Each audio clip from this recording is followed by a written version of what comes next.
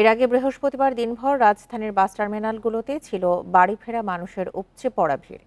যাত্রীদের অভিযোগ, কৃত্রিম সংকট সৃষ্টি করে নির্ধারিত ভাড়ার কয়েক গুণ বেশি আদায় করা হচ্ছে। এদিকে যাত্রী নিরাপত্তায় আইনশৃঙ্খলা বাহিনীর সদস্যদের বেশ তৎপর দেখা গেছে। বান্ডেল থাকলে প্রতি সেনমানিতে টাকা বাঁচবে। বিকাশ সেনমানি বান্ডেল কিনে জিতুন প্রতি লেনদেনে।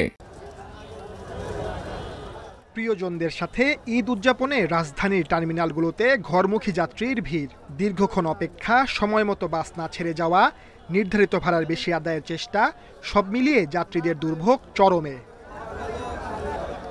বৃহস্পতিবার বিকেল থেকেই মহাখালী বাস টার্মিনালে বাড়তে থাকে যাত্রীর চাপ। দীর্ঘক্ষণ অপেক্ষা করে টিকিট না পেয়ে বাড়ি ফিরে যায় অনেকে। আমার তো অ্যাকচুয়ালি টাঙ্গাইলে যাওয়ার কথা, এখন হচ্ছে বাস পাচ্ছি না, টিকিটও নেই এদিকে, এই জন্য চলে যাচ্ছি, বাসায় চলে যাব আর কি।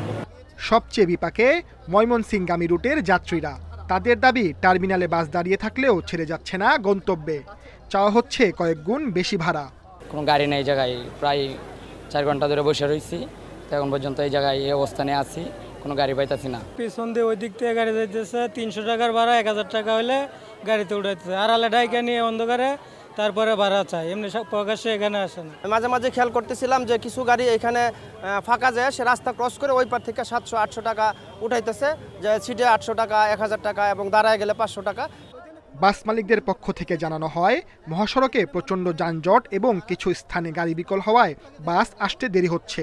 এতে টার্মিনালে বাড়ছে যাত্রীর চাপ।